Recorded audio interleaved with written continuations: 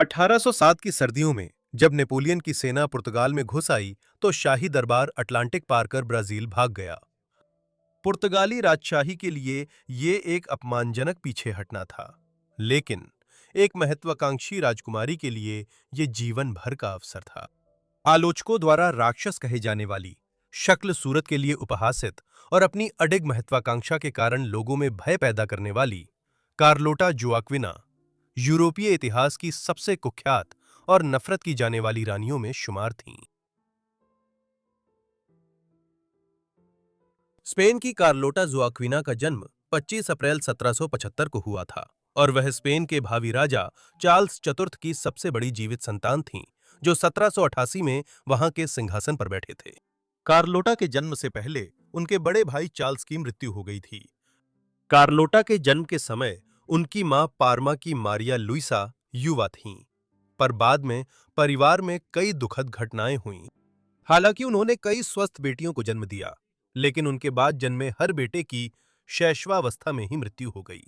इससे उत्तराधिकार को लेकर चिंता पैदा हो गई और इसका मतलब था कि अपने बचपन के एक बड़े हिस्से में कार्लोटा सिंहासन की उत्तराधिकारी थीं। 1784 में कार्लोटा के 9 वर्ष की उम्र में एक स्वस्थ बेटे फर्डिनेंड का जन्म हुआ। शुरुआती वर्षों में उत्तराधिकार की पंक्ति में होने का एहसास ही कार्लोटा में सत्ता की लालसा जगाने वाला था, जिसने उनके जीवन को आकार दिया, जैसा हम जल्द देखेंगे। बचपन में कार्लोटा को रोमन कैथोलिक शिक्षकों से सख्त शिक्षा मिली, जिसमें शाही महिला के उपयुक्त विषय पढ़ाए गए। इनमें इतिहास, भूगोल, भाषाएं, चित्रकला, सिलाई और लेखन जैसी गतिविधियां शामिल थीं। इससे वह असाधारण रूप से शिक्षित और बुद्धिमान बन गईं। हालांकि इससे उनकी शरारती और चंचल स्वभाव को दबाने में ज्यादा मदद नहीं मिली, जिसके लिए उन्हें अक्सर याद किया जाता था।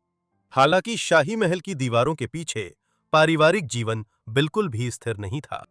कार्लोटा की मां शाही दरबार में दबदबे वाली शख्सियत थीं और स्पेनिश गवर्नमेंट के प्रमुख मैनुएल गोडोय के साथ उनके अफेयर की अफवाहें भी थीं। इससे वह स्पेनिश समाज में बदनाम हो गईं और बाद में कार्लोटा की खराब छवि भी कुछ हद तक इसी वजह से थी कि उन्हें अपनी मां की तरह ही देखा गया। 17वीं सदी के मध्य से स्पेन एक शक्ति के रूप में कमजोर होने लगा। फिर भी उसने अमेरिका में कैलिफोर्निया, क्यूबा से चिली, अर्जेंटीना तक फैले अपने विशाल औपनिवेशिक साम्राज्य को बनाए रखा। 1784 में फर्डिनेंड के जन्म के बाद भी कार्लोटा ने स्पेन के भावी राजा की सबसे बड़ी बेटी के रूप में महत्वपूर्ण स्थान बनाए रखा। इससे वो यूरोप की सबसे मूल्यवान शाही दुल्हनों में से एक बन गईं और 1785 में सिर्फ 10 साल की उम्र में उनकी शादी कर दी गई, जो 18वीं सदी के मानकों के हिसाब से भी हैरान करने वाली कम उम्र थी। लेकिन ये तो सिर्फ उस शादी की शुरुआत थी, जो बाद में घोटाले, नफरत और राजनीतिक साजिशों में बदल गई। 1770 के दशक के अंत से ही स्पेनिश और पुर्तगाली सरकारों के बीच कार्लोटा की शादी डोम जॉन से कराने के लिए बातचीत चल रही थी, जो पुर्तगाल के सिंहासन के उत्तराधिकार क्रम में दूसरे स्थान पर थे। जॉन के माता-पिता, जो चाचा और भतीजी थे, 1777 में पुर्तगाल के संयुक्त शासक के रूप में सिंहासन पर बैठे थे, राजा पीटर तृतीय और रानी मारिया प्रथम। जहां पीटर का 1786 में निधन हो गया, वहीं मारिया 1816 तक जीवित रहीं। इसलिए कार्लोटा का जीवन काफी हद तक उनकी सास, पुर्तगाल की पहली स्वयं शासक रानी के साथ उनके संबंधों से प्रभावित हुआ। कार्लोटा और डॉम जॉन का विवाह समझौता 1785 में पूरा हुआ और उनके 10वें जन्मदिन के कुछ हफ्ते बाद मई में प्रतिनिधि विवाह हुआ। इस वक्त जॉन 18 साल का था। कार्लोटा की कम उम्र के कारण तय हुआ कि विवाह का दाम्पत्य रूप से संपन्न होना 1790 तक टाल दिया गया, जब वे संतान के लिए उपयुक्त उम्र की होंगी। प्रतिनिधि विवाह के कुछ दिन बाद ही 10 साल की राजकुमारी को स्पेनिश प्रतिनिधिमंडल के साथ लिस्बन भेजा गया और असली वैवाहिक जीवन शुरू होने से कई साल पहले ही उसे अपना परिवार छोड़ना पड़ा। इस कारण वो 1788 में जब राज्य की राजनीति बदली, तब पुर्तगाली दरबार में ही थीं। उस वर्ष 11 सितंबर को उनके जेठ और सिंहासन के उत्तराधिकारी डोम जोसे का चेचक के कारण निधन हो गया, जिससे कार्लोटा के पति नए उत्तराधिकारी बन गए। रानी मारिया जीवन के उत्तरार्ध में अवसाद से ग्रस्त रहीं और 1792 में पागल घोषित कर दी गईं। इसका मतलब था कि जॉन से 1790 के दशक में ही राजप्रतिनिधि और वास्तविक शासक बनने की उम्मीद थी, जिससे कार्लोटा कम उम्र में ही अनौपचारिक महारानी बन गईं। उनकी बढ़ी हुई हैसियत को मान्यता देते हुए जॉन और कार्लोटा ने ब्राजील के राजकुमार राजकुमारी की उपाधि ली। 1790 और 1800 के दशक में जैसे जैसे कार्लोटा पुर्तगाली दरबार में एक प्रमुख हस्ती बनती गईं, वे दरबार के गलियारों और व्यापक पुर्तगाली समाज दोनों में उपहास और घृणा का विषय बन गईं। उन्हें एक ऐसी महिला के रूप में देखा जाता था जो सत्ता की लालसा रखती थीं और अपने आसपास की रूढ़िवादी दरबारी संस्कृति को नहीं समझती थीं। कार्लोटा कहीं अधिक वैभवशाली स्पेनिश दरबार में पली बड़ी थीं और पुर्तगाल की धार्मिक सख्त शाही संस्कृति से तालमेल में संघर्ष करती थीं। उनका बेबाक स्वभाव, राजनीति में दखल और शाही महिलाओं के लिए असामान्य सार्वजनिक व्यवहार कानाफूसी और दुर्भावनापूर्ण अफवाहों को बढ़ावा देता था, जो स्पेन विरोधी विदेशी द्वेष के कारण और बढ़ गईं। जहां उनके व्यवहार के लिए उन्हें कड़ी आलोचना झेलनी पड़ी, वहीं उनकी शक्ल सूरत के लिए उन्हें और भी ज्यादा बेरहमी से निशाना बनाया गया। लिस्बन में अपने प्रवास के दौरान फ्रांसीसी लेखिका लॉर जूनो अब्रांतेस की डचेस ने कार्लोटा का सबसे तीखा वर्णन किया, लिखते हुए, उसकी कुरूपता, उसके गंदे और बिखरे हुए बाल, उसके बहुत पतले और बैंगनी होंठ जिन पर घनी मूछें सजी थीं, उसके दांत पैन की बांसुरी की तरह टेढ़े मेढ़े थे। मैं खुद को यह मानने के लिए मना नहीं सका कि वो एक महिला थी, और फिर भी मैं उस समय की उन घटनाओं को जानता था जो इसके विपरीत को पूरी तरह साबित करती थीं। डचेस के पति जीन आंद्रे जूनो पुर्तगाली दरबार में पहुंचने के बाद इन भावनाओं की पुष्टि करते हुए कथित तौर पर बोले, हे भगवान, वो कितना बदसूरत है। हे भगवान, राजकुमारी कितनी बदसूरत है। वे सब कितने बदसूरत हैं। ऐसी तीखी टिप्पणियां सिर्फ फ्रांसीसी पर्यवेक्षक नहीं कर रहे थे। समकालीन विवरणों में कार्लोटा को नाटा, चेहरे पर चेचक के दाग, उभरी हुई चील सी नाक और बोरबॉन वंश का विशिष्ट आगे निकला निचला जबड़ा के साथ बताया गया है। कुछ लेखकों ने उनकी झुकी हुई मुद्रा का भी उल्लेख किया है। कई मायनों में वो 18वीं सदी के दरबारी सौंदर्य आदर्शों की विपरीत थीं। एक विशेष रूप से क्रूर, बाद के विवरण में तो यहां तक कहा गया कि उनके पास उद्धरण सबसे विचित्र और विकराल सिर था जो शायद ही कभी धरती पर देखा गया हो। उनकी सार्वजनिक छवि उनके दुखों का सिर्फ एक कारण थी। पर्दे के पीछे कार्लोटा का वैवाहिक जीवन भी सुखी नहीं था। 1793 में उनकी पहली संतान हुई, एक बेटी जिसका नाम मारिया थेरेसा था।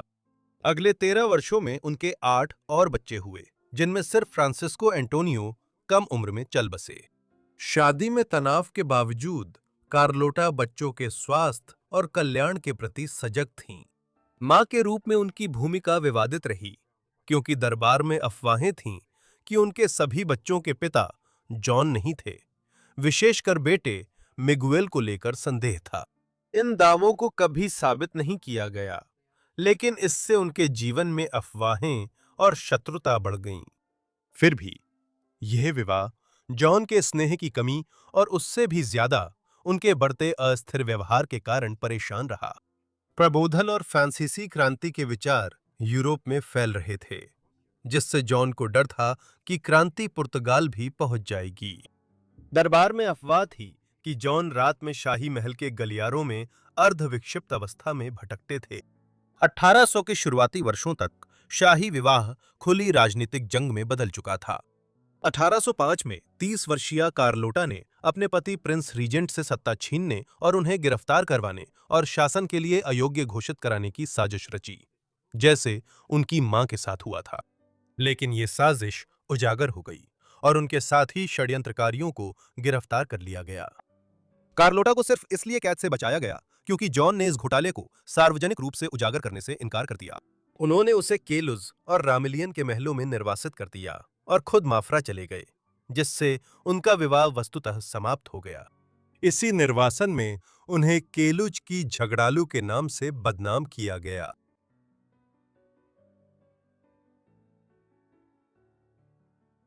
पुर्तगाल में कार्लोटा का जीवन खासकर 1806 के आसपास से पश्चिमी यूरोप में व्यापक राजनीतिक घटनाक्रमों से प्रभावित हुआ। जॉन से शादी के कुछ साल बाद 1789 में फ्रांसीसी क्रांति शुरू हो गई। शुरुआत में यह एक मध्यमार्गी क्रांति थी, जिसका उद्देश्य संवैधानिक राजतंत्र स्थापित करना था। धीरे धीरे यह और अधिक उग्र हो गई और अंततः 1792 में यह एक प्रतिक्रांति और पूरे यूरोप में युद्ध में बदल गई। इसने धीरे धीरे यूरोप की लगभग हर शक्ति को इसमें खींच लिया। पुर्तगाल एक अपवाद था। सदियों तक इस राज्य ने यूरोप के धार्मिक व वंशवादी युद्धों से बचने की कोशिश की। दूसरी ओर पुर्तगाल का इंग्लैंड के साथ एक ढीला ढाला गठबंधन था, जो 1660 के दशक की शुरुआत से चला आ रहा था, जब कैथरीन ऑफ ब्रागांजा ने इंग्लैंड के राजा चार्ल्स द्वितीय से शादी की थी। इसका मतलब है पुर्तगाल ने 1793 में फ्रांसीसी के खिलाफ प्रथम गठबंधन के युद्ध में हिस्सा लिया, लेकिन 18वीं सदी के अंत तक फ्रांसीसी क्रांतिकारी युद्धों में उसकी कोई प्रमुख भूमिका नहीं रही। पुर्तगाल और कार्लोटा की स्थिति तब बदली जब नेपोलियन बोनापार्ट ने 1790 के दशक के मध्य से 1800 के दशक के मध्य तक यूरोप के बड़े हिस्से पर विजय प्राप्त की। 1807 में जर्मनी और पोलैंड जीतने के बाद नेपोलियन ने पश्चिम की ओर बढ़कर पुर्तगाल पर हमला किया, ताकि अपने साम्राज्य में एक इबेरियन शाही परिवार को जोड़ा जा सके। उदाहरण के लिए, उसने अपने एक भाई जोसेफ को 1808 में स्पेन का राजा बना दिया। पुर्तगाल पर कब्जे के बाद कार्लोटा शाही दरबार और सरकार के साथ अटलांटिक पार कर ब्राजील गईं, ताकि वहां निर्वासन में सरकार बना सकें, क्योंकि ब्राजील पुर्तगाल की बड़ी दक्षिण अमेरिकी कॉलोनी थी। 1807 की सर्दियों में कठिन यात्रा के बाद, जिसमें कार्लोटा को जहाज पर जूं के कारण सिर मुंडवाना पड़ा, निर्वासन में पुर्तगाली दरबार रियो डी जनेरियो पहुंचा। वो अगले 13 साल ब्राजील में बिताएंगी, जो उनके जीवन के सबसे उथल-पुथल और राजनीतिक रूप से महत्वाकांक्षी साल होंगे।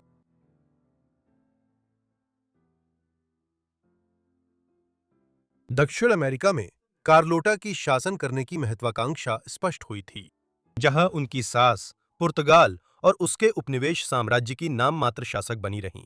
वहीं दक्षिण अमेरिका के अन्य हिस्सों में हुई घटनाओं ने कार्लोटा को अपना प्रभाव बढ़ाने का एक मौका दिया।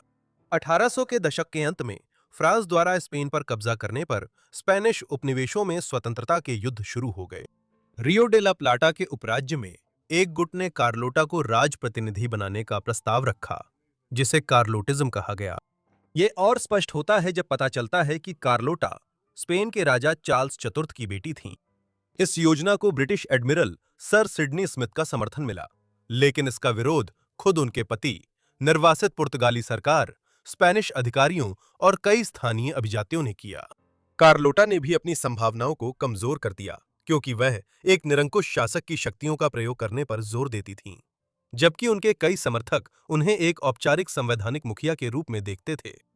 ये आंदोलन धीरे धीरे ढह गया और लैटिन अमेरिकी स्वतंत्रता युद्धों के बाद रियो डे ला प्लाटा के संयुक्त प्रांत अंततः अर्जेंटीना गणराज्य में विकसित हो गए। ब्राजील में कार्लोटा का समय और भी कई तरह से विवादास्पद था। वो लोगों को तुच्छ समझती थीं, बहुत शराब और कथित तौर पर मारिवाना की चाय पीती थीं। साथ ही एक प्रमुख ब्राजीली व्यवसायी के साथ प्रेम संबंध की लगातार अफवाहों का विषय बनी रहीं। फिर भी इस घोटाले के बीच वो पल आया जिसका वो लंबे समय से इंतजार कर रही थीं। 20 मार्च 1816 को रानी मारिया प्रथम का 81 वर्ष की आयु में निधन हो गया। 40 साल की उम्र में कार्लोटा ने दशकों बाद अपनी इच्छित उपाधि पाई और पुर्तगाल की महारानी बनी, लेकिन ताज मिलने के बाद भी उनके सबसे बड़े राजनीतिक संघर्ष बाकी थे।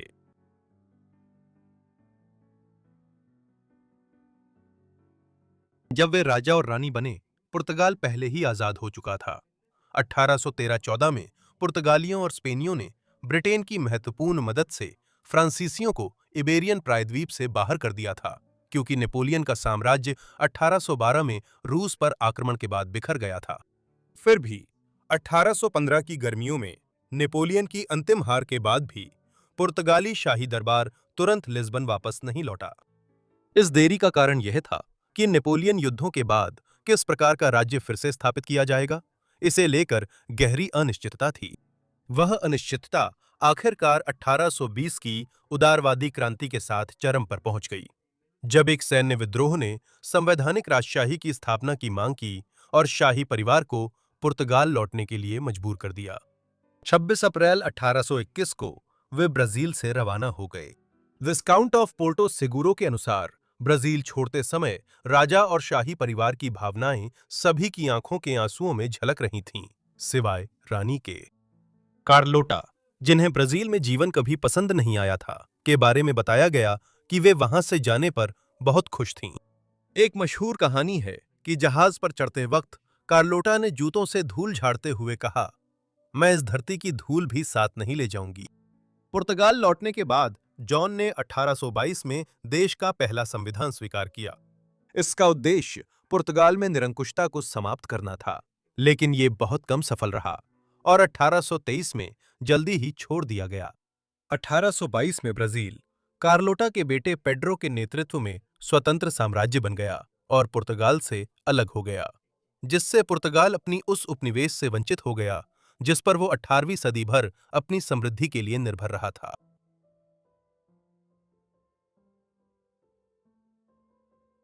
उदारवादी क्रांति ने उस जटिल राजनीतिक स्थिति को दर्शाया जब नेपोलियन युद्धों के बाद कार्लोटा, उनके पति और शाही प्रतिष्ठान लौटे थे। कार्लोटा ने बेटे मिगुएल के साथ मिलकर पति से सत्ता छीनने की कोशिश की, जिससे सत्ता संघर्ष शुरू हुआ। जॉन कुछ समय के लिए कैदी रहे, पर 1824 में ब्रिटिश हस्तक्षेप से मिगुएल निर्वासित हुए और जॉन व उनके समर्थकों ने सरकार पर दोबारा नियंत्रण पा लिया। इसके बाद मार्च 1826 में उनकी मृत्यु तक उन्होंने शासन किया। तब उनकी उम्र 58 वर्ष थी। यह चमत्कार था कि कार्लोटा की शादी दोनों की कटुता के बावजूद मृत्यु तक चली और उन्होंने अंतिम बीमारी में उनसे मिलने से इनकार किया। जॉन की मृत्यु से पुर्तगाल में उत्तराधिकार संकट पैदा हुआ। मिगुएल, जो अपेक्षित उत्तराधिकारी थे, अभी भी निर्वासन में थे, जबकि जैसा कि पहले बताया गया, उनके बड़े भाई पेड्रो नव स्वतंत्र ब्राजील साम्राज्य पर शासन कर रहे थे। पेड्रो ने पुर्तगाली सिंहासन का दावा कर जल्द ही अपनी बेटी के पक्ष में सिंहासन त्याग दिया, जिससे मई 1826 में वो रानी मारिया द्वितीय बनी। मिगुएल 1828 में ताज पाने लौटे और गृह युद्ध टालने के लिए अपनी भतीजी रानी मारिया से विवाह की योजना बनाई, लेकिन यह नहीं हो सका।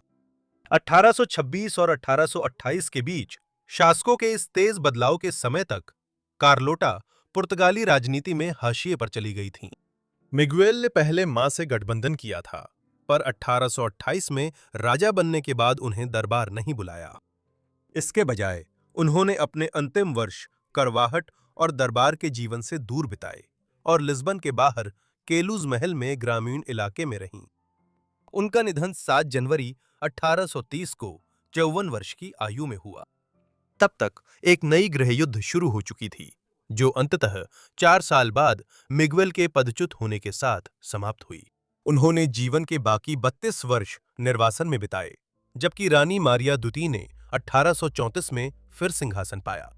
कार्लोटा को पहले सिंत्रा में दफनाया गया, फिर 1854 में लिस्बन में ब्रागांजा वंश के शाही समाधि स्थल में अपने पति के पास पुनः दफनाया गया।